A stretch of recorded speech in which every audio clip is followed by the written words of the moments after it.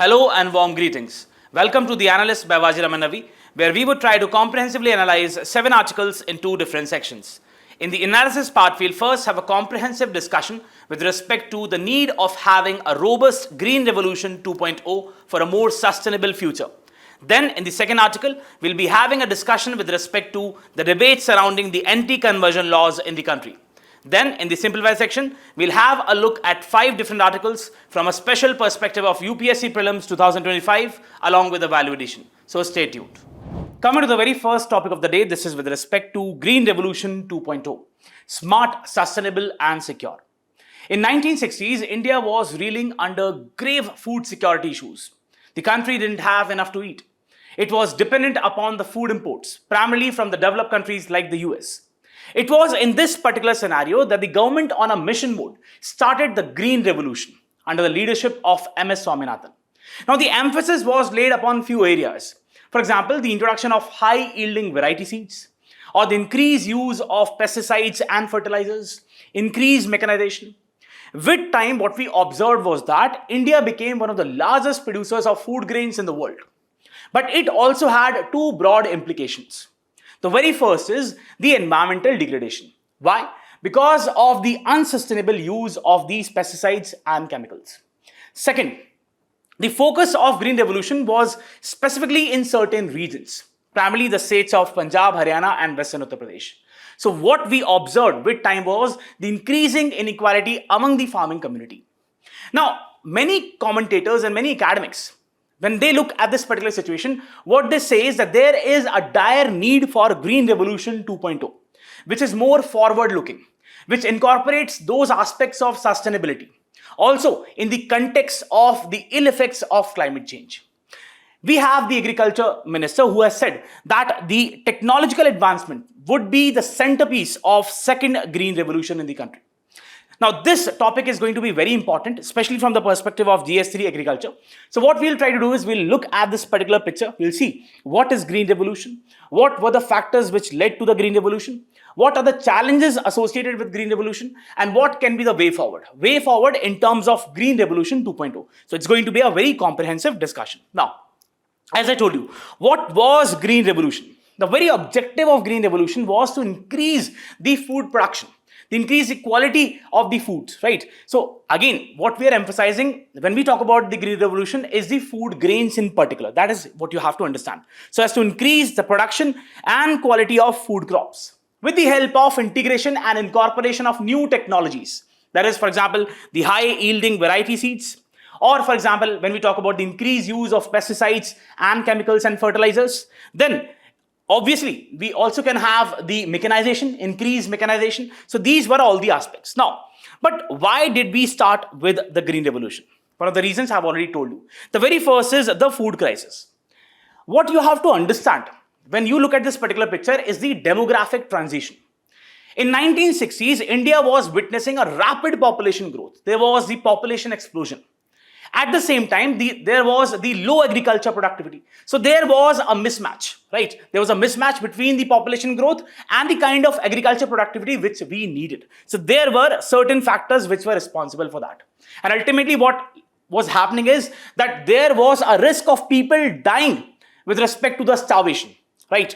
That was one of the factors. Second is that the country was vulnerable to external pressures. As I already told you in the beginning, that India was dependent upon the food imports, primarily from these developed countries like the US. So you must be aware of this PL 480 program, where US used to supply the foods to India.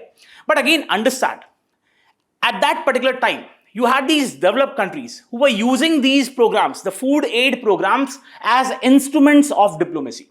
So this was also creating a sort of a pressure on India. Then we have the self-reliance and food security issues. As a sovereign country, we always had this idea that we have to be self-reliant. We have to make sure that we have a robust food security, not just with respect to the quantity, but also with respect to the quality, what we call as the nutritional security, which to this day we are actually looking upon. Next aspect is to modernize the agriculture. That was also one of the very objective. Because if you have to be competitive in the global markets, you'll have to make sure that you modernize the agriculture so as to increase the efficiency of the overall output. These were the factors. Now, What were the mechanisms which were used? The ways which were adopted. The very first is the high yielding variety seeds, right? So we had the pioneering steps taken by Norman Borlaug and MS Swaminathan. One thing which you must also know, which is something different from this topic, is that MS Swaminathan was also selected for the Indian Police Service. But he chose to basically pursue a career in the agriculture science, primarily because in 1943, he saw a lot of people dying in Bengal because of the starvation, what we call as the Bengal famine. And he had a particular objective, that I cannot see people dying because of starvation. So ultimately, he chose becoming an agriculture scientist. So this can also be used as a very good example in ethics. That is what you have to understand. That, we many a times think that this is a particular objective. But for him, this was the larger goal, to serve the country with respect to providing the food security issues. That is what you have to understand. High yielding variety seeds, when we talk about, they are basically giving more output per unit area with the help of the incorporation of the technology. That is what you have to understand. Now, at that particular time, it was primarily on the basis of the breeding, the mixing of different species, ultimately coming up with these high yielding variety seeds.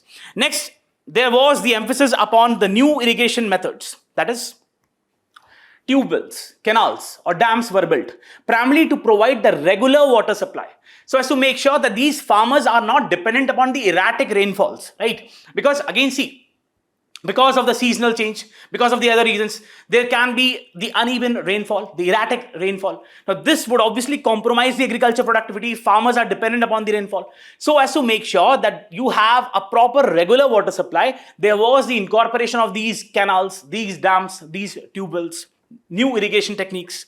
Then mechanization. That is, there was a need felt to make sure that you use different mechanized instruments for different applications. For example, we have the sowing, the harvesting, the threshing. So for all these activities in the agriculture supply chain, there was the integration of different machines, equipments, threshers, harvesters, right? Next, chemical fertilizers and pesticides. As I told you, to make these plants more productive in nature, we use these chemical fertilizers. To make sure that they are resistant to different pests or insects, we use these pesticides.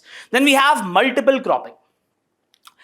There was an emphasis on having more than one crops in a particular field, so as to make sure that you have more of productivity, more of risk diversification. Then expansion of the farming area. Primarily what was felt was that there were many areas in the country, for example, the semi-arid, the western parts of the country, or the arid regions, which can, over there, what you can do is, with the help of the irrigation techniques, you can expand the agriculture area. Let's take the case of Indira Gandhi Canal. Now, what you have to understand is, because on the basis of the Indira Gandhi Canal, you have seen that there is an increased agriculture land.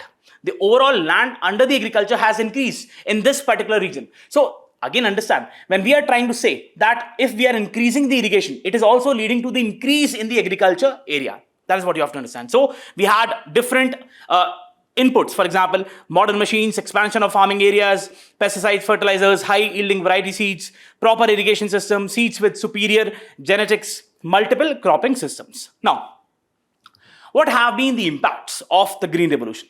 As I told you, there has been an exponential increase in the overall food production with the help of these new high yielding variety seeds, right? Now, again, the kind of high yielding variety seeds which we use was primarily what we call as the dwarf high yielding variety seeds of wheat and rice. This made possible, at one point of time, India was not even having sufficient food resources to satisfy the hunger of its own people. But it was in 1978-79 that India gained too much of production, right? There was a lot of production and it emerged as one of the largest food producing countries in the world, right? Also, if you just look at this particular infographic, you can just see that between 1966 and 2022, there has been an exponential increase in the different food commodities. So there has been quite a good increase in the overall food production, what we are emphasizing. Next aspect is reduce food imports. See, initially we were dependent upon these developed countries, US, for example, the PL 480 program.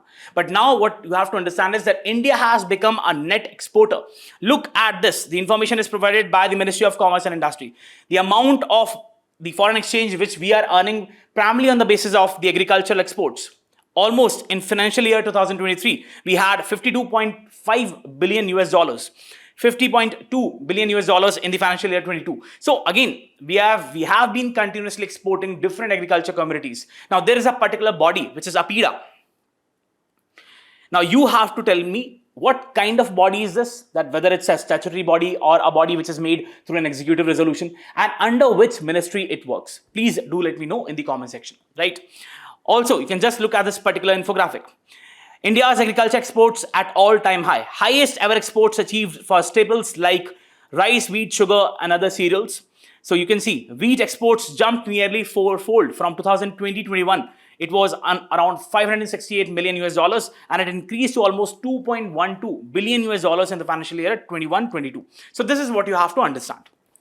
Next, it has also been an instrument for poverty alleviation. Why is that so? Because again, see, when we are talking about the agriculture, it is primarily a component of the rural areas. Now, once you will have the increase in the agriculture productivity, increase output, definitely the people would be earning more, especially the farming community. That is, the farmers would be earning more. So ultimately, you will see the poverty elevation. Also, if you just look at the numbers, the poverty in the rural India was almost 50.1% in the year 93-94, and it reduced to almost 25.7% in the financial year 2011-12, primarily because of the increase in the agriculture productivity in the rural areas. Next, technological advancements. See, again, what we are saying is that once you integrate technology, you make the whole process more efficient, right? You make the whole process giving more output. That is, there is a more yield which is given by these agriculture practices. So when we integrate a technology, be it the high yielding variety seeds, or be it the instruments like threshers or harvesters, or be it the use of fertilizers or pesticides, definitely there is the aspect of sustainable and efficient practices. But that is the point, that you have to use these resources in a sustainable manner, not in unsustainable way. Next, rural development. What we have seen is that because of the impetus given upon the irrigation practices, for example, or the construction of rural roads for making sure that there is proper supply chain with respect to the agriculture, right? There has been an increase in the overall rural development. There have been the construction of roads, electrifications, irrigations be in the form of dams, canals, tube wells, then reduction in the land conversion. Many times what was felt was that because of the low agriculture productivity, there was the need to basically have increased the agriculture area. And for that, many times forest land was also diverted. There used to be a lot of deforestation in order to make sure that we have the requisite amount of land for the agriculture practices, right? So again, once the agriculture productivity increased, what was felt was that there is now less requirement of land, and for that there would be obviously less deforestation. Next, it has been a source of economic growth. See, understand, when we talk about the overall economic scenario in the country, we need to understand that almost still to this day, almost 50% of the population is engaged in the agricultural practices, right? Now, if you have the productivity increasing in the agriculture, definitely you will see that a major chunk of the population is basically bearing the fruits of that productivity. So ultimately, it's a key driver. It's a key driver of the overall consumption, overall demand for the economy. So it has led to the overall betterment of the economy, what we can say. Now, what have been the challenges because of the Green Revolution? The very first is the unprecedented environmental degradation. There has been the excessive unsustainable use of different synthetic pesticides and chemicals, what we call as the fertilizers, and ultimately the soil quality has basically been affected to that extent that the food which we consume now, it also has that element of synthetic fertilizers and chemicals. So what we can say is that it has led to the soil degradation. The increased use of fertilizers has led to the soil degradation and ultimately hurting the efficiency or the potential of the soil. Please understand, let's say you have a particular piece of land. Now you are applying the fertilizers. That's fine. So overall productivity would definitely increase. Now, if there is an over application of these fertilizers, ultimately what happens is that the fertilizer use efficiency, it basically decreases. right? So the response rate of the soil also decreases. That is what you have to understand. But since the farmers and the other whole community is not aware, they keep on increasing the overall amounts. And ultimately what happens is that it becomes an integrated part of the food chain. And ultimately it goes into the human body, what we call as the bioaccumulation or biomagnification, right? So these are the important areas. Soil erosion, because of unsustainable use of water, there has been the soil erosion. The top layer of the soil has been washed away. Water pollution, again, because of these chemicals, these chemicals have percolated deep down into the aquifers and affected the quality of the water. What we are seeing is that especially in these areas of the Western India, there has been the contamination of the water in terms of the fluoride, or in the western parts we have the arsenic contamination. So this is what you have to understand. Loss of biodiversity. See, initially we were dependent upon more of indigenous varieties, not those varieties like high yielding varieties. So ultimately what happened is that because of the unsustainable acceptance of these high yielding varieties, we shifted to a sort of a monoculture approach, and we forgot the application of these indigenous varieties, which were more sustainable in nature, which were more resilient. For example, let's talk about the millets. Nowadays, we are not using the millets, but previously in 1960s, 70s, people had a huge dependence upon the millets, in fact, even for their dietary needs. So that has reduced. It has also led to social and economic inequalities, what we emphasize in the beginning, that the Green Revolution, it was focused upon certain areas, the states of Punjab, Haryana and Uttar Pradesh, the Western Uttar Pradesh. So what has happened is that it has led to increased disparity, primarily between, when we talk about these farmers of these states and the farmers of the central and the western regions of the country, right? Western in the sense, the southern and the central regions. So what you have to understand is that the benefits of green revolutions have not been equitable, primarily in the form of the returns which farmers have got. This is one of the very serious issues. Also, we have been witnessing the issues like rural indebtedness. There have been increased instances of farmer suicides, because ultimately what is happening is that they are taking debts, that they are basically borrowing money from these non-formal sources, the money lenders. And again, because of, let's say, the erratic rainfalls or the drought conditions, if they do not get the proper return, what they have to do, ultimately they have no choice. And then many of these farmers, ultimately they commit suicide. So this is a very grave, serious issue. Next, we have the increased vulnerability of crops. See, what happens in monocultural practices is that once we are using a particular crop for a long period of time, it increases the susceptibility of that particular crop with respect to the pests, with respect to different insects. So it ultimately increases the disease burden on these plants. Once we have a setup where we are using the multiple cropping, for example, the intercropping or the relay cropping, what happens is that these plants are more resistant to the attacks of these pests or weeds. But once you are just growing a single crop, once you're just dependent upon the monoculture, you are basically leading to a situation where these plants become less resistant to the attacks of these pests and insects, right? So this is basically the result of the green revolution, the ill effects of the green revolution, right? So you can also see that once you have, now if you combine the ill effects of climate change with these aspects, what you would observe is that there has been an increasing burden of disease on the plants. There has been the less resilience which has been shown by the plants, ultimately affecting the overall productivity of the agriculture systems. You can just have a look, right?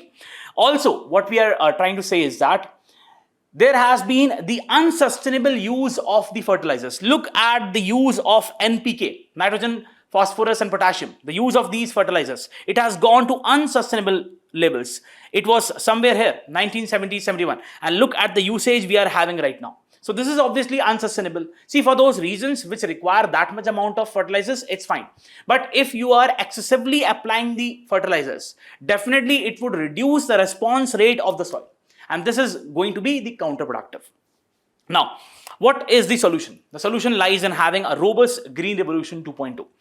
Now, the overall objective is to make the current status of the agriculture more adaptive and resilient. More adaptive and resilient, especially when we talk about these two aspects of, first, the climate change, the ill effects of climate change, and second, the increasing socio-economic disparities among the farming community. So this is one of the very objectives. Also, the second objective is, in fact, the primary objective is to increase the food security, and not just the food security, but also the nutritional aspects of the security. So how we can basically integrate this? The very first is biotechnology and genetic engineering. First of all, you have to understand what is the difference between genetic engineering and genetic modification.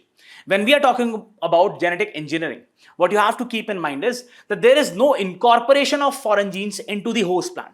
But when we're talking about the genetic modification, there is the incorporation of a foreign gene from a different species in the host plant. That is the difference. So ultimately, what we are trying to emphasize is there has to be a sustainable usage of biotechnology. In those cases where we really have a proper idea that definitely it is going to be productive, it is going to increase the overall resilience of the plant, it is going to be more tolerant to the droughts or the salinity, it is going to be giving us more yields, definitely we should go with that particular path, right? So we can have the genetically modified crops. Second, we have the precision agriculture. What we are talking about is the use of advanced technologies. For example, we have the Internet of Things. For example, we have the GIS systems or the use of artificial intelligence. The very objective is to make sure that there is the optimization of resources. If X amount is required, then we only use the X amount, not X plus something, right? So, because if we'll have the optimization of resources, first, it would save the resources in terms of the fertilizers or the chemicals or the water. Second, it would make sure that we have the adequate output from the farm. That is what you have to understand. Also, we can go with micro irrigation, sprinkler irrigation, or dip irrigation, which ultimately enhances or make sure that we only use that much amount of water which is really needed. We do not flood the fields with water. The next aspect is we have to incorporate the sustainability aspect. We have to make sure that the practices we are having, they should focus upon conserving the soil health. Make sure that soil is not heated. Because if the potential of the soil is lost, definitely you are not going to have the agriculture productivity. So in order to make sure that the soil has adequate potential, there has to be the optimal usage of these inputs in the form of fertilizers or chemicals. Also, we have this concept given by Subhash Palekar, that is zero budget natural farming. This can also be adopted. Next, we have diversification. Ultimately, we should shift away from the rice wheat system. There has to be a shift from this monoculture aspect to having multiple cropping, which includes intercropping, relay cropping. This would have many benefits. For example, it would increase the overall productivity of that particular field. It would also have the risk diversification, better output for the farmers, environmental sustainability. So multiple cropping has definitely much more benefits as compared to the monoculture. Then we have farmer-centric innovations. That is, we have to consider the farmer as the centerpiece. That is, we have to make sure that there is a robust structure for the farmer produce organization. Why? Because if we'll have these farmers produce organization, there would be better bargaining power. These farmers would be getting better prices for the commodities they are producing. Right? Very important. Also, we need to focus upon the custom hiring centers. See, again, understand, we have the large farmers, right? Now, they have the adequate capacity in terms of money and the other resources to invest upon these threshers and harvesters. But on the other hand, we have the small scale farmers. For them, they do not have the adequate resources in terms of having these instruments or mechanization. So we need to go with these custom hiring centers, which can provide the adequate amount or the adequate resources to these small scale farmers at the correct amount, at the required amount.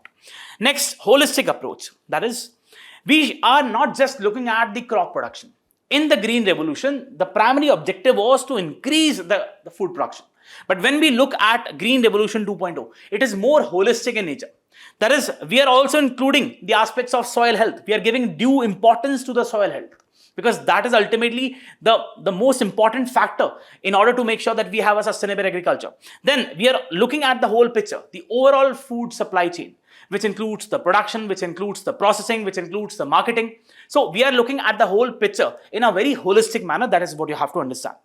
Environmental considerations. See, again, when we are looking at the picture in terms of the increasing temperatures, the increasing heat, when we talk about the urban areas specifically, right? Or when we talk about the resilience, which is not being shown by the plants in terms of the increased temperature we are having, in terms of the droughts we are having, we need to make sure that the kind of practices which we basically use, they are environmentally sound. For that, what we have to understand is we have to come up with those practices which are focusing upon the conservation aspects, which are more sustainable in nature. For example, let's talk about the integrated water management. We need to incorporate such practices which basically optimize the use of water resources, which do not overuse or exploit these water resources. Next, climate resilient practices. Since the weather patterns are changing, sometimes we see that there is sudden outpour of rainfalls, or what you also see is that there is almost sudden the effects of the droughts. So we need to come up with those seeds. We need to have those tolerant seeds, tolerance in the terms of the drought tolerant or salinity tolerant, or we also need to come up with those seeds which have a superior yield, right? So we need to focus upon those aspects, and for that definitely biotechnology is very, very important. You can also have a look at this particular infographic, which is nothing but the reflection of these ideas. So what we are trying to say is definitely green revolution has done a lot of wonders for India. It has helped to increase or enhance overall food production to unimaginable levels. But along with that, it also had its own implications. So in order to mitigate that particular scenario, in order to make sure that we have a more sustainable way of farming, we need to come up with Green Revolution 2.0, and these are the areas where we should focus upon. Let's have a mains practice question. Discuss the need for a Green Revolution 2.0 in India in the context of current agriculture challenges. Highlight the key areas that must be addressed to ensure the food security, environmental sustainability, and farmers' welfare.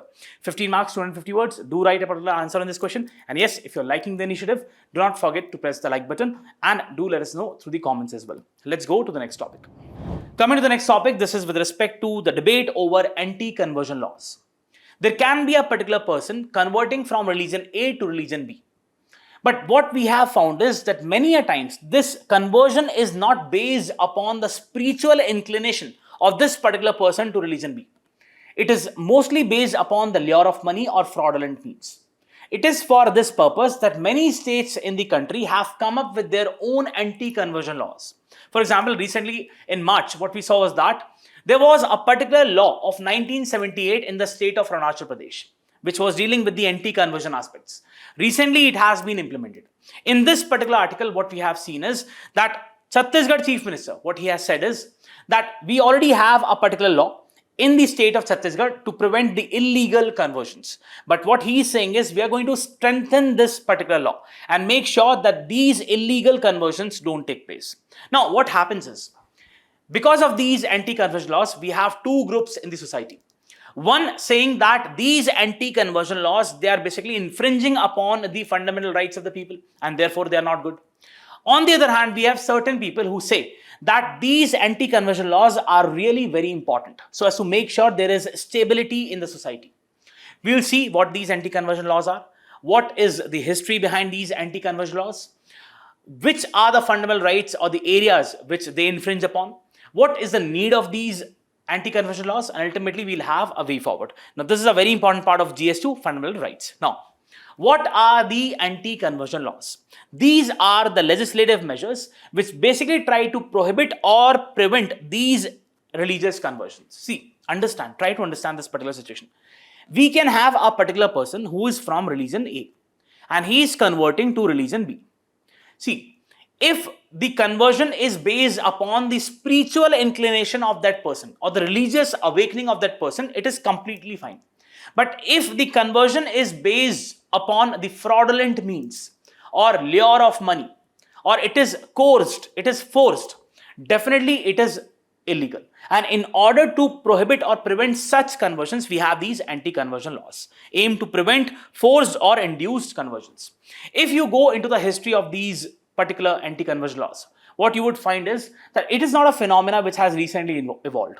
In fact, even in the pre-independence times, we had different princely states during 1930s and 40s coming up with certain rules and regulations or laws so as to prohibit or prevent these conversions, right? So we had, for example, the Raigad State Conversion Act of 1936, the Patna Freedom of Religion Act of 1942, the Udaipur State Anti-Conversion Act of 1946. The very objective was to make sure that there is the preservation of the religious identity from the influence of Christian missionaries.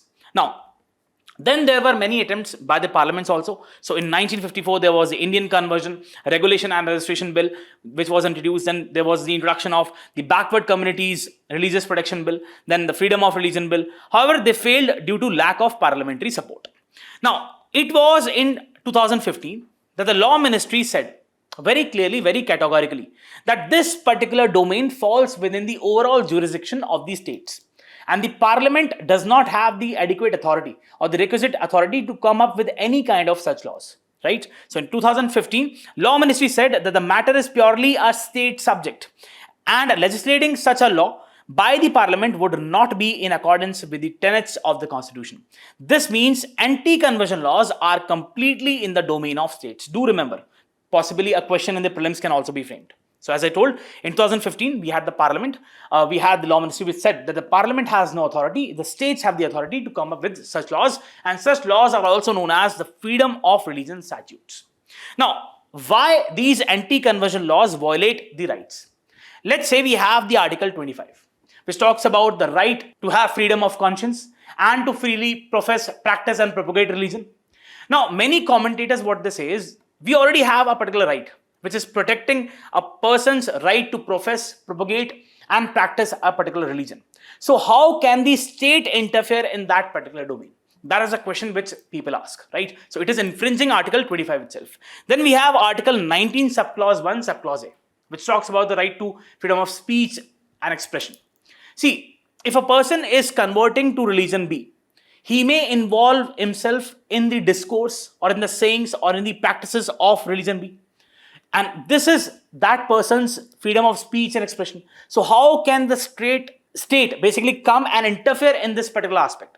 That is what the question which people ask. Then we have the right to privacy. We all know that it was a famous K.S. Puttaswamy judgment of the Supreme Court, where the Supreme Court categorically held that the right to privacy is an integral part of right to life and personal liberty. And privacy also includes that aspect of one's religion, which religion a person follows. So how can the state interfere in this particular aspect? Then we have Article 14, equality before law and equal protection of laws. Many commentators also say that we have this particular provision in the constitution, but these anti-conversion laws, they target specifically the minorities, and therefore it also violates Article 14 of the Indian Constitution. Then we have a right to dignity. See, what you have to understand is that when we are talking about the dignity aspect, dignity is also an integral aspect of right to life and personal liberty. So if someone's dignity is being infringed upon, because you have the religion, which is an integral part of the person's dignity, and dignity is an integral part of person's right to life and personal liberty. So if a person's religion is basically, there is an interference by the state in this particular domain of religion, definitely it is also having an effect on the right to life and personal liberty. Also, as I told you, there is the allegation that it is nothing but suppression of minority. That is what you have to understand. Now, before going further, what you have to keep in mind is that it was a very famous case of S. Pushpabai, where the Supreme Court said that we are not having any problem with the religious conversions. There can be religious conversions, provided it has to follow two conditions.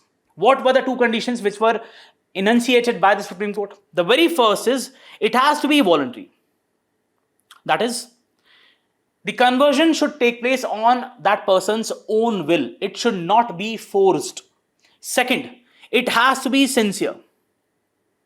See, when we are talking about sincerity, what it means is that it should be based upon one's inclination to that particular religion, awakening towards that particular religion. It should not be based upon the lure of money, fraudulent means. So these two conditions should always be kept in mind.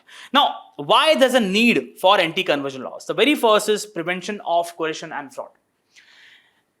Many studies, what they have shown is that the section of the society which is being converted, it primarily belongs to the lower socioeconomic backgrounds. That is one thing.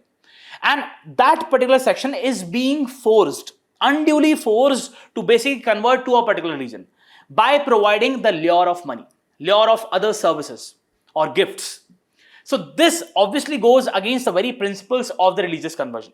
So what we are trying to do is, on the basis of these laws, we are trying to prevent such kind of conversions which are based on fraudulent means, which are not real conversions. Second, preserving the social harmony. See, if you have a particular society where there are frequent conversions which are taking place, definitely it would create distrust in the minds of people. And therefore, it would affect the social stability. There would be more chaos and conflicts in the society, obviously, which is not good for the overall national development. Next, protecting the cultural identity. Why?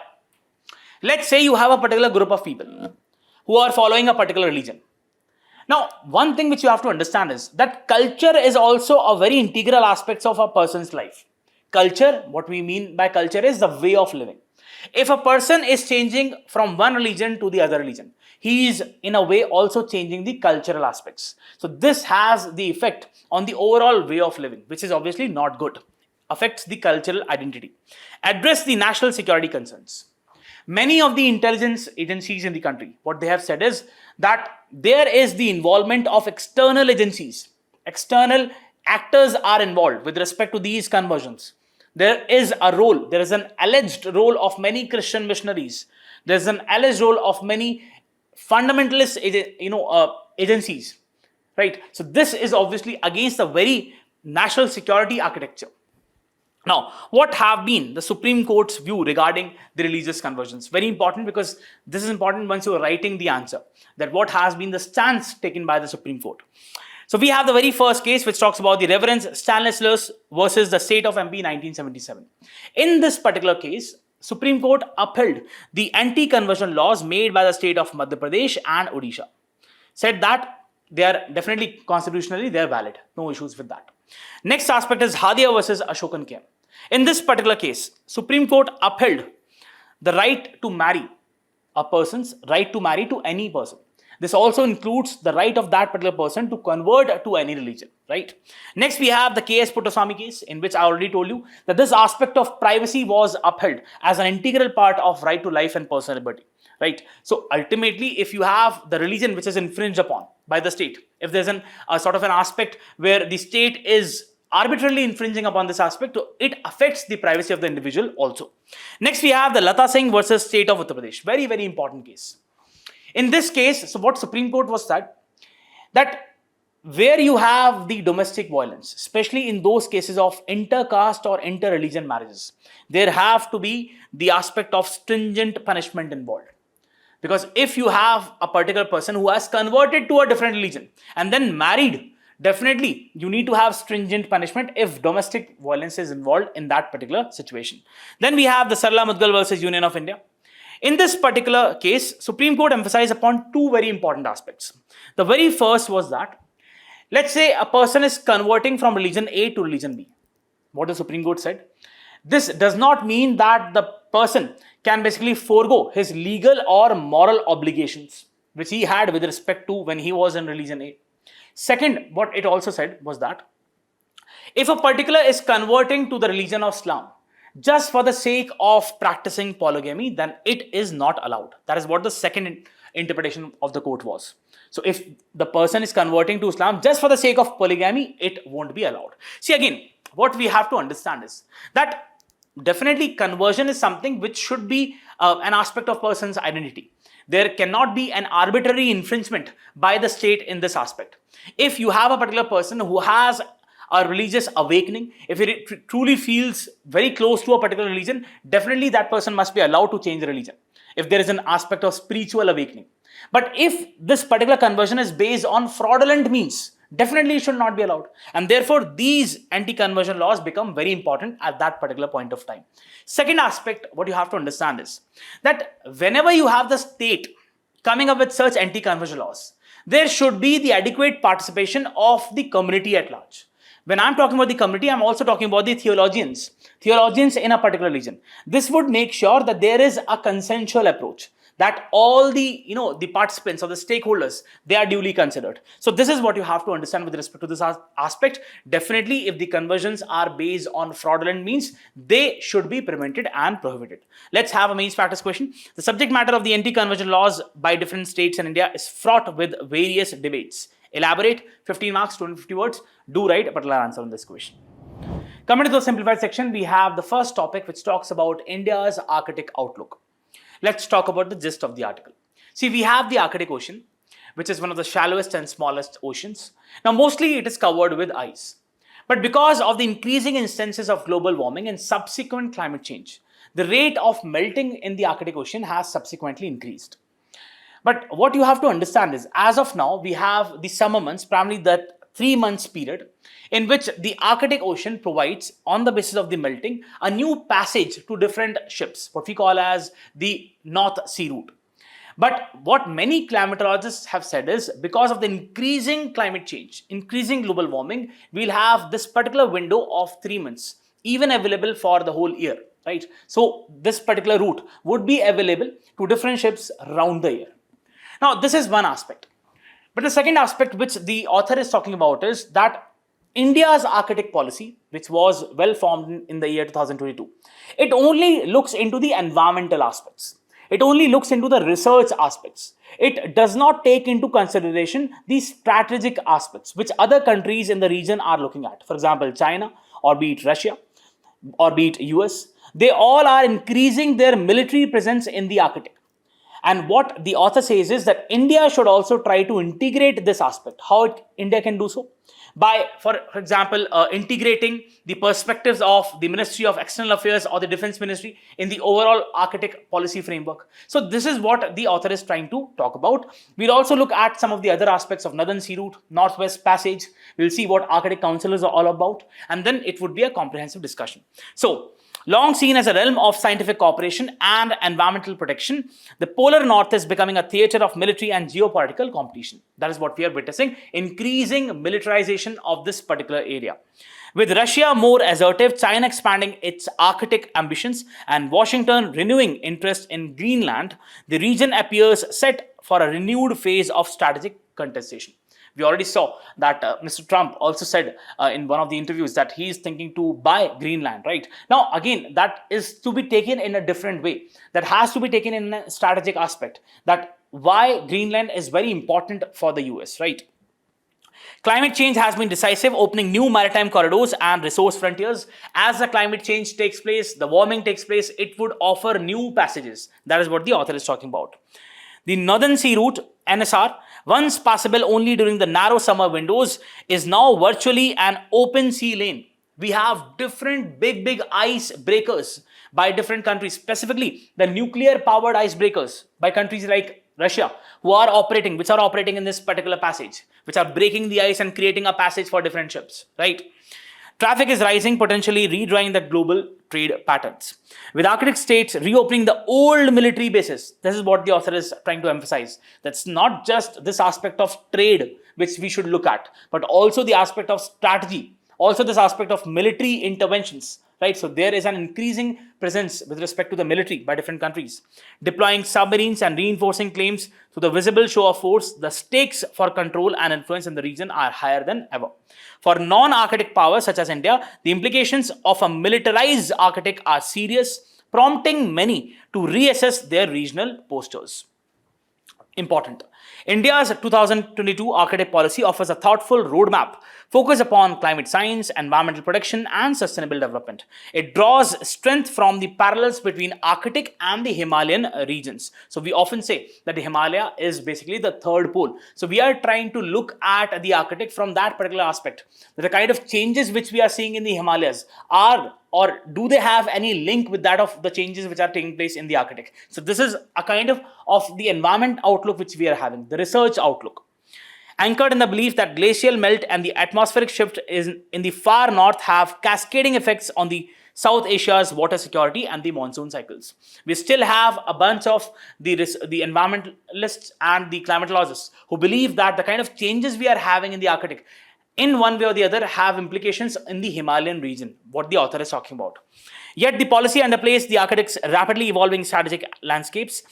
As the regional actors pivot for the cooperative science to geopolitical contestations, India's restrained postures risk relegating to the margins. So what the author is trying to say is that we are not really focused upon these strategy aspects. We are not focusing upon the military aspects, which the other countries have started to focus upon. India remains detached from the emerging politics or influence in the far north. This is not to say that India lacks a presence in the Arctic.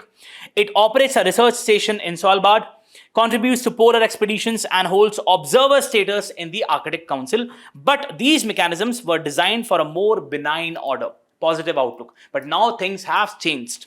With the existing order visibly fraying, becoming weak, scientific diplomacy no longer seems fit for the purpose. So we cannot just focus upon the scientific aspects. We'll have to broaden the kind of our aspirations with respect to the Arctic. A constructive role for India: as the North Sea route becomes more viable, trade flows may shift northwards, potentially undercutting the relevance of the Indian Ocean. This is what you have to understand. And we'll see through a particular chart, infographic, that if you have the increasing dependence upon the North Sea route, definitely it would have the implications with respect to the other routes, the Indian. Right now we are having the major chunk of the trade flows through the Indian Ocean, right? But if you have the opening of this particular Northern Sea route, definitely it would affect the overall trade flows in the Indian Ocean region, right? Should Russia and China consolidate control over the Arctic Sea routes, India's aspirations to be a connectivity hub in the Indo-Pacific with its different policies, for example, the security and growth for all in the region, SAGAR, or the Indo-Pacific Oceans Initiative, could face a serious headwinds. More concerning for the New Delhi is the blurring of boundaries between the Arctic and the Indo-Pacific. Growing Russia-China strategic coordination in the Arctic and China's expanding naval presence in the Indian Ocean are making it harder for India to focus solely on its maritime interests in the south. An added challenge is the growing unease among the Nordic states over India's long-standing ties with Russia. Because these Nordic states, they are more in favor of the US, and India has been a close friend of Russia. So definitely the perception of these Nordic countries with respect to India is not something which is very positive. Particularly, Moscow's brazenness in the Ukraine war deepens. India has yet to reassure its Arctic partners that an approach guided by strategic autonomy rather than alignment can still be beneficial for all sides. What should be the approach according to the author? New Delhi then needs a recalibration with respect to its approach towards the Arctic. One that retains the climate consciousness. Definitely, we should be aware with respect to, we should keep incorporating the climate aspect ethos, but builds sharper strategic focus. This calls for a 3-point strategy. What, according to the author, should be done? First, India must institutionalize the Arctic engagement beyond science, with dedicated desks in the foreign and defense ministries, regular interagency consultations and collaboration with strategic think tanks. Second, New Delhi should partner with like-minded Arctic states on dual-use initiatives, dual-use technologies, polar logistics, maritime domain awareness, MDA, what we call as, and satellite monitoring that enhance India's credibility without raising the red flags. Third, India must claim a seat at the table as new Arctic governance forums emerge on infrastructure, shipping, regulation, digital standards, and the blue economy. So as you will have the increase of the use of the passage of these particular areas, the new avenues, right, in the Arctic, definitely new domains would emerge. For example, the blue economy, or let's say the logistics, the polar logistics. So this should be capitalized upon. India must also approach the Arctic's political landscape with sensitivity, avoiding an extractive mindsets and engaging the local communities with restraint and respect. The Arctic is now shaped less by principle than by power. So power is more emphasized right now as compared to the other aspects. Those unwilling to adopt could find themselves edged out of the emerging order. So we have to be very strategic. We have to make sure that our assertiveness or our participation in this particular region enhances. Now, what is the Arctic Ocean? We can just have Arctic Ocean is situated within the Arctic polar region. It's the smallest and shallowest of the world's ocean, bounded by Arctic lands of Canada, Greenland, Russia, and Svalbard Islands. It plays a vital role in the Earth's climate system. Characterized by its ice-covered surface, much of the ocean freezes during the winter. But since the climate change, the ill effects are increasing, there's increasing global warming, this would offer a sort of a year-round availability of these passages. Despite the harsh conditions, the Arctic Ocean sustains a unique ecosystem adapted by extreme cold. Its significance extends beyond its size, influencing the global weather patterns. Now, you can just see we have these countries. We have the US in the form of Alaska, then we have Russia, we have the Svalbard, a part of the Norway. Then we have the countries of Finland, Sweden, right? Iceland is also there, Greenland as a part of the Denmark. So this is what the distribution is. And then we have also the Canada. That is what you have to understand. Now, see, what we are trying to say is that we already have this particular passage. If you just look at this particular map, let's say a ship wants to basically take a cargo from the city of Vladivostok, or let's say Busan in South Korea. So right now, what it has to do is it basically has to follow this particular path of Malacca Strait, the Indian Ocean region, via the Suez Canal, and then ultimately it goes to St. Petersburg. But if you have this northern sea route available round the year, what it would do is it would lower the fuel requirements. It would basically reduce that overall time. Just see, the traditional Suez Canal route is more than 8,000 kilometers longer than the Northern Sea Passage. So the ship can basically go through this particular area. What we have is Japanese territories, and ultimately through this particular strait, what we have is Bering Strait. That is what you have to understand. And then it would basically come and then have its cargo transported to St. Petersburg. So this is almost 8,000 kilometers shorter than this traditional route, right? That is what you have to understand. So it's not just about the Northern Sea route we are focusing upon. So the Northern Sea route is basically when we are talking about connecting the Far East with that of the city of, let's say, Rotterdam, or over here, St. Petersburg. We're also looking at the other passage, which is Northwest Passage. When we look at the picture from the perspective of US, so if you want to connect San Francisco, right now, you have this current route, which is quite, lengthy through the Panama Canal. But if you have the Northern Passage, it is much shorter, and then it could be an alternative passage requiring less money and basically less time. Now, why we are witnessing the increase of military? This is, the evidence is in front of you. So you have the military ships, strategic ships by different countries, be it Russia or in fact be it China, right? So they are not just, their whole priority is not just the research, but also the strategic angle. Look at this. We have the NATO's and Russia's militarization of the Arctic. Look at the bases which are under the jurisdiction of the Russia, and look at the bases which the other countries of US and its allies. For example, you have the bases by the US in Alaska. Then we have a particular base of US in Greenland also. Then we have these bases of Finland, Norway, Sweden over here. So there has been an increasing militarization of this particular area. That is what the author is trying to emphasize upon.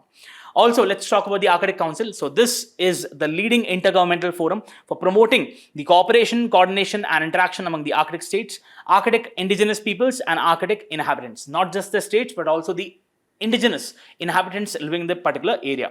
On common Arctic issues, in particular the issues of sustainable development and environment protection, which are all the parties to the Arctic states, the Arctic Council, sorry. We have Canada, the Kingdom of Denmark, Finland, Iceland, Norway, Russian Federation, Sweden, and US. Do remember these countries. India is an observer state, so we have 8 Arctic states which are a party to this. Then we have 6 permanent participants which represent the indigenous people of the Arctic, 6 working groups to basically work upon the council's advice, and then we have 38 observers who share their expertise. Now, it was the Ottawa Declaration of 1996 which helped to formulate the Arctic Council. Very, very important. Declaration on the establishment of Arctic Council. All Arctic Council decisions and statements require the consensus of 8 Arctic states. That is what you have to understand. Next aspect is that of cryosphere. Not really relevant to this particular article, but very, very important. What is cryosphere? The cryosphere is a frozen part of the world. Its glaciers and its ice sheets, snow, permafrost, sea ice, lake ice, and river ice. The cryosphere has been a lifeline for communities across the globe. It supplies the fresh water to millions of people, stabilizes the global climate, and protects the coastal settlements from sea level rise by keeping ice in the frozen state. All people on Earth depend upon the cryosphere. So this is very, very important. I'll also tell you why this particular topic becomes more important. Directly or indirectly, snow, glaciers, ice sheets, permafrost are significant storages and sources of fresh water, sustaining the ecosystems and supporting the livelihoods across the globe. So we have 70% of the Earth's fresh water exists as glaciers and ice sheets. 10% of Earth's land area is covered by glaciers. The rate of sea level rise in the past decade, 14 to 23, has more than doubled since the first decade of satellite measurement. 30 million tons of ice lost by Greenland ice sheet on every hour throughout the year. 7.4 meters. The Greenland ice sheet contains potentially 7.4 meters of sea level increase. Can you imagine? 2 billion people depend upon the meltwater from glaciers as seasonal source of water. Why this is important? Look at the question. We have a previous question of 2021, the mains. How do the melting of Arctic ice and glaciers of the Antarctica differently affect the weather patterns and human activities on the Earth? Explain. Then we have a question from 2017. How does the cryosphere affect the global climate? So this becomes very, very important. This is what you need to know with respect to this particular article. Let's go to the next topic. Coming to the next topic, this is with respect to the Kaleshwaram lift irrigation project. Let's talk about the gist of the article.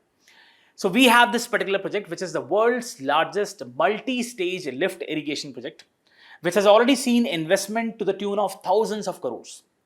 Recently, a particular report of National Dam Safety Authority was made public, which highlighted the serious structural issues in this particular project. Now, this highlights two things. There have been allegations that there has been lack of attention by the different project developers. Attention was not given, proper attention was not given, due diligence was not followed. Second aspect is there is also the allegation of corruption which is involved in this particular project. So we'll also talk about what is lift irrigation and how it is different from the other kinds of projects. India's national safety regulator for large dams has found irreparable damage in the structure of 3 barrages that are a part of the world's biggest multi-stage lift irrigation project, the Kaleshwaram lift irrigation project on the Godavari river. So do remember, probably a question can come in the prelims. In Telangana's Jayashankar Bhupalpalli district, sorry for the pronunciation if it's wrong, will supply water for irrigation, industrial and domestic users over a swath of northern Telangana. In February 2024, 4 months after the incident of flooding at the biggest of the project barrages, the state government asked the National Dam Safety Authority to basically do a survey of this particular project. A statutory body set up under the National Dam Safety Act of 2021 for a thorough inspection. The Kaleshwaram project on the Godavari will be the world's largest multi-stage lift irrigation project. In lift irrigation project, very important information, what happens is water does not rely on gravity to flow in the canals from the higher ground to the lower. Rather, the water is lifted through different machines. Water is lifted by means of pumps or surge pools to main delivery chamber at the highest point in the project, from where it is distributed to the beneficiary fields. The project sprawls over approximately 500 kilometers in 13 districts. On October 21, 2023, one of the pillars of this particular project of the Medigada barrage sank, which led to the flooding. An NDSA team examined the sunken pillar on October 25th and held the appraisal meeting with the particular firm which is implementing the project, L&T, the company executing the project. On February 13, 2024, the Congress-led Telangana government asked the NDSA to carry a thorough inspection of the design and the construction of the 3 barrages. The NDSA visited all the 3 barrages for inspections and studied was followed in the subsequent months. On April 29 this year, the state government announced that the NDSA had found a lack of proper geotechnical investigations, design deficiencies, construction defects, failure of modeling studies, structural distress, absence of robust quality control parameters, operation and maintenance failures, dam safety aspects have been ignored. So these were the findings of the committee. According to the Telangana government, the NDSA has asked for the rehabilitation of the design and a comprehensive assessment of the health and safety of the entire barrage. It has sought the immediate stabilization measures to arrest the ongoing distress, comprehensive geotechnical studies and advanced geophysical assessments. In effect, the NDSA has recommended a full suite of actions from structural rehabilitation to strengthening the barrages. Now, see, as I told you, in lift irrigation, normally you have the irrigation projects where the gravity is used to transfer water from the higher reaches to the lower. But in this particular project, the lift irrigation, water is basically pumped to the higher levels with the use of different pumps or surge pools, right? So you have the water source, water is being lifted through a particular device, right?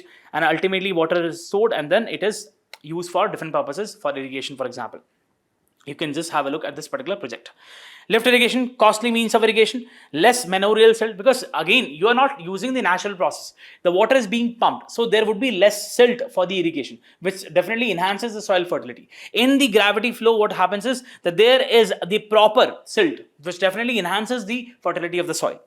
Higher water rates, working dependent on the operation of machinery. Lift irrigation is complex system and by and large costly. That is what you have to understand.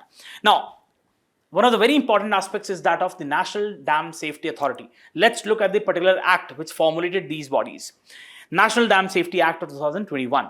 The act provides for the surveillance, inspection, operation and maintenance of all these specified dams across the country. These are the dams with the height of more than 15 meters or height between 10 to 15 meters with certain design and structures. It also provides for the institutional mechanism to ensure the safety of such dam. Institutional mechanism, so we have two national bodies. The very first is National Committee on Dam Safety, what we call as NCDS, which improvises policies and recommends the regulations regarding the dam safety standards. Then we have the authority, which is the National Dam Safety Authority, which basically implements the policies of this particular committee, the National Committee on Dam Safety, and provides technical assistance to state dam safety organizations and resolves the disputes involving an SDSO. Two state level bodies. So we have the SDSOs will keep perpetual surveillance, inspect and monitor the dams. State Committee on Dam Safety will supervise the state dam rehabilitation programs, reviews the work of state dam safety organizations, and progress on measures recommended in relation to the dam safety, among others. Obligations of dam owners. Dam owners will be responsible for the safe construction, operation, maintenance, and supervision of a particular dam. They must provide a dam safety unit in each of the dam before and after the monsoon, during and after every earthquake and other disaster. Functions of the dam owners: preparing an emergency action plan, carrying out the risk assessment, and preparing a comprehensive dam safety evaluation. Offenses and penalties. So you have certain penalties which are also imposed. Again, the very objective is to come up with a robust structure so as to make sure that these dams are safe. There is no element of disaster risk which is involved with respect to these projects. This is what you need to know with respect to this article. Let's go to the next topic. Coming to the next topic, this is with respect to a new initiative being taken by the Election Commission of India. Now, we all know that Election Commission of India is slowly integrating technology in the overall electoral process so as to make it more smooth and transparent. So right now we have this particular interface which is being termed as ECINET. What it would do is it would try to integrate more than 40 mobile and web applications into this particular portal, and it would then try to enhance the efficiency of the overall process. So the Election Commission on Sunday announced that it was developing a user-friendly digital interface for voters and other stakeholders. So not just for the voters, but also the other stakeholders such as election officers, political parties, and civil society. The new one-stop platform ECINET. See, there have been questions with respect to different initiatives taken by the Election Commission of India, be it EVMs, be it the sweep. So therefore, I have tried to integrate different aspects, and we'll have a look, don't worry. We'll integrate and reorient over 40 of the EC's existing mobile and web applications. It will subsume existing apps such as Voter Helpline app, Voter Turnout app, C-Vigil Suvidha 2.0, ESMS Saksham KYC app. The ECINET will have an aesthetic user interface and a simplified user experience by providing a singular platform for all the election-related activities, the ECI has said. This move is designed to elevate the burden of users who currently have to download and navigate multiple apps and remember different login details. To ensure the accuracy, the ECINET data will be entered solely by the authorized Election Commission officials. However, in case of any conflict, the primary data as duly filled in statutory forms will prevail. It is expected to benefit nearly 100 crores electors. So we have different, the applications and mobile applications which have been developed by ECI. So to enhance the process. So we have the KYC ECI, are dedicated mobile applications containing the information published by the candidates regarding their criminal antecedents. It extracts the data from the nomination module of the ENCO. Then we have Suvidha candidate. This particular mobile application for the candidate and the political parties to track the status of election permissions and nominations. Then we have Encore Nodal app, a mobile app that allows the nodal officers to take immediate action, whether objection or no objection. Nodal officers can automatically assign and get push notifications as permission is applied. Voter Turnout, the simple app provides 2 hourly basis dissemination of voter turnout trends to the election officers and citizens. The turnout is auto-compiled and as when the returning officers enter the data. Then we have the other portals also, for example, the C-Vigil. C-Vigil is an innovative mobile application for citizens to report the model code of conduct and expenditure violations during the elections. C-Vigil stands for Vigilant Citizens and emphasizes on the proactive and responsible role of citizens which they can play in the conduct of the free and fair elections. Then we have Voter Helpline. It's an app, comprehensive app for the Indian voters to search their name in the electoral roll and other things. Then we have the Saksham ECI. Application provides for the voter-related services to a person with disability to its doorstep. Just understand the overall objective of that particular app. Maybe a question, a match the following question can be framed in the UPSC prelims. Observer app allows the observers to fill their statutory reports like their arrival, departure, etc. Then ESMS. ESMS mobile app is used to digitize data for intercepted seized items. That is what you have to understand. For example, cash, liquor, or other things, precious metals, freebies, and other items. This is what you have to understand with respect to this article. Let's go to the next topic. Coming to the next topic, this is with respect to the event of Khelo India Youth Games, which is being organized in the state of Bihar. So possibly a question can be formed with respect to the location of the event or the official mascot or the theme of this particular event, right? So let's go through it. So we have the Prime Minister Narendra Modi on Sunday said that India's soft power will increase with the growth of sporting culture in the country. He was addressing the inaugural ceremony of the Khelo India Youth Games via the video conferencing. So this is basically the 7th Khelo India Youth Games. The Khelo India Youth Games 2025 is being organized in Bihar for the first time from May 4 to 15 in 5 districts. Stressing that hosting the Olympics in India has been a long cherished dream for every citizen, Mr. Modi underlined the India's efforts to bring the Olympics to the country in the year 2036. He also said that initiatives like Khelo India and Target Olympic Podium scheme have contributed to building a robust sports ecosystem. Mr. Modi also acknowledged the growing presence of Indian athletes in new and emerging sports such as Wushu, Sepak Takraw, Pancake Silat, and etc. Sports budget had increased more than threefold, reaching approximately 4,000 crores, and infrastructure development has also taken place, which the Prime Minister has talked about. Now you have this particular Khelo India Youth Games, which are being organized from 4th of May till 15th of May, and they would be organized in the 5 districts of Bihar. We have Patna, Rajgir, Gaya, Bhagalpur, Begusarai. That is what you have to understand. Then also we have the logo. Now the logo is this: Khelo India Youth Games Bihar, Khel ke Rang, Bihar ke Sang. So this is a particular theme which you should understand. You have Buddha, we have the Mahabodhi tree, we have the other elements which are also inscribed in the logo itself. The official logo of the Khelo India Youth Games Bihar encapsulates the state's deep cultural roots and progressive vision through a vibrant blend of symbolic elements. Dominated by the national colors orange and green, it stands as a mandatory emblem across all promotional materials. The theme Khel ke Rang, Bihar ke Sang echoes Bihar's sporting resurgence, celebrating its emergence as a modern sport hub. The logo artistically integrates key icons of the state's heritage. What are these? The Mahabodhi temple, signifying the spiritual and historical depth. The peepal tree, symbolizing the growth and prosperity. The intricate Madhubani art, reflecting the cultural richness. And the Valmiki Tiger Reserve and the Gangetic Dolphin Sanctuary, underscoring the ecological diversity. So you should just pay attention to this. Possibly a question can come. Then this is the official mascot, what they are calling as Gajasimha.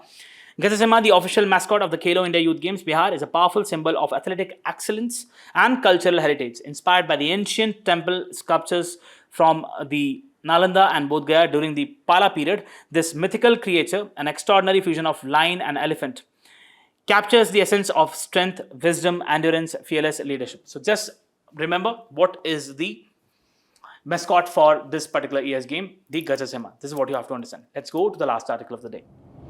Coming to the last topic of the day, this is with respect to the skirmishes being observed between Japanese and Chinese authorities. Just before a few days, we had a discussion with respect to the South China Sea, where different countries in the region, be it Philippines, Vietnam, Malaysia, or other countries including China, they have overlapping claims with respect to the territories.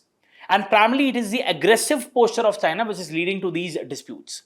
In this particular topic, we are having a dispute with respect to certain groups of islands, what the Japanese authorities call as the Senkaku Islands, which the China calls as the Diaoyu Islands.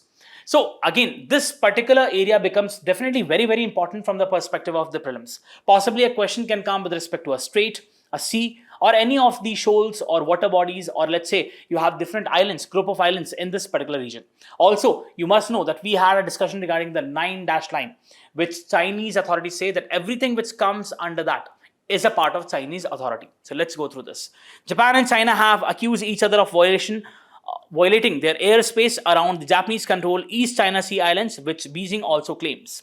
Japan's foreign ministry said in a statement it lodged a very severe protest with Beijing after Chinese helicopter took off from one of the Chinese 4 Coast Guard's boat which had entered Japan's territorial waters around the Senkaku Islands. This is what you have to understand. China also protested to Tokyo over a Japanese civilian aircraft violating its airspace around the islands, saying it was strongly dissatisfied about the Japanese severe violation of China's sovereignty. China routinely sends Coast Guard vessels and aircraft into the waters and space surrounding the islands, which China calls Diaoyu Islands. So Japanese authority called them Senkaku Islands, and the Chinese authorities called the same islands as the Diaoyu Islands, to harass the Japanese vessels in the area, forcing Japan to quickly mobilize the jets. Now, talking about this particular map, you can see that last time we had a discussion regarding the Paracel Islands, the Spratly Islands, and the Scarborough Shoal. So we have this particular 9-dash line, right? So everything which is coming under this, right, encompassing this 9-dash line, what China says is a part of its sovereign territory. But as you can say that there are overlapping claims. So we have, for example, the country of Philippines. It says that this particular area is under its own jurisdiction. So there are definitely contestations which are taking place in this particular area. What you need to be aware of is these islands, the Scarborough Shoal, the Paracel Islands, the Spratly Islands, right? Next aspect we're talking about is the Senkaku Islands above Taiwan. You can just see this is definitely a contested region because China says that it is what it calls as the Diaoyu Islands, and what Japanese authorities say that it forms a part of its own territory. So over here you can see Senkaku Islands above Taiwan, right? Now, over here in this particular map, we have certain very important locations. So we have the Taiwan Strait over here, right? Then we have the Gulf of Tonkin. Please remember, very important. We have the Hainan Island over here. And then we have the Gulf of Thailand. Then we have the very important Strait of Malacca, right? Strait of Malacca. This is what you have to understand. And we have different island groups, right? So we have the Paracel Islands, we have the Scarborough Shoal, we have the Spratly Islands. Do remember, can be really very important. Now, I want you to answer one thing. We have the Indonesian islands, and there are two very important straits which are important. One is Sunda Strait, and the other is Lombok Strait. So tell me the names of the islands between which these straits are located. Write in the comment section, and we'll see that who answers first. So that is it for today. I hope you really enjoyed the session. All the very best. Thank you so much.